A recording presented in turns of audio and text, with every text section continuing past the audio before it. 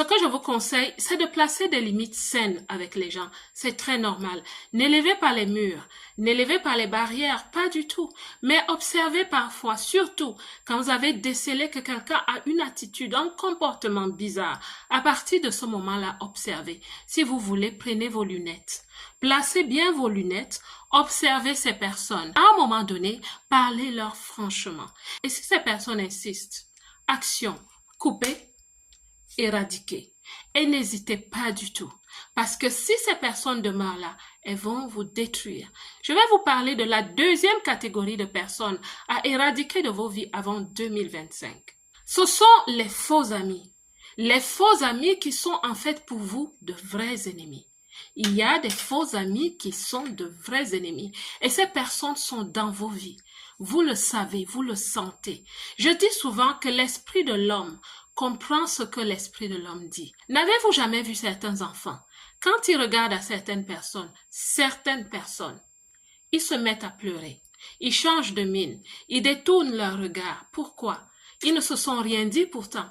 L'esprit de l'homme comprend ce que l'esprit de l'homme dit. C'est l'intuition peut-être, mais ce que je te conseille au-dessus de tout, c'est d'avoir le discernement. Ces personnes sont dans ta vie, ma belle, et ça fait longtemps qu'elles sont là. Elles te mettent mal à l'aise, tu les supportes. Elles vont vous dire des choses, parfois en blaguant. Elles vont vous dire ouvertement qu'elles sont là pour prendre certaines choses de vous. Elles vont se comporter d'une certaine façon avec les personnes que vous les présentez. Elles vont être là pour vous nuire. Vous le sentez. Elles vous ont tellement séduite et envoûtée que vous n'avez pas la force de les sortir de votre vie. Cette vidéo est un peu forte, n'est-ce pas? Mais parfois, il faut qu'il y ait des messages aussi forts, surtout en fin d'année comme ça.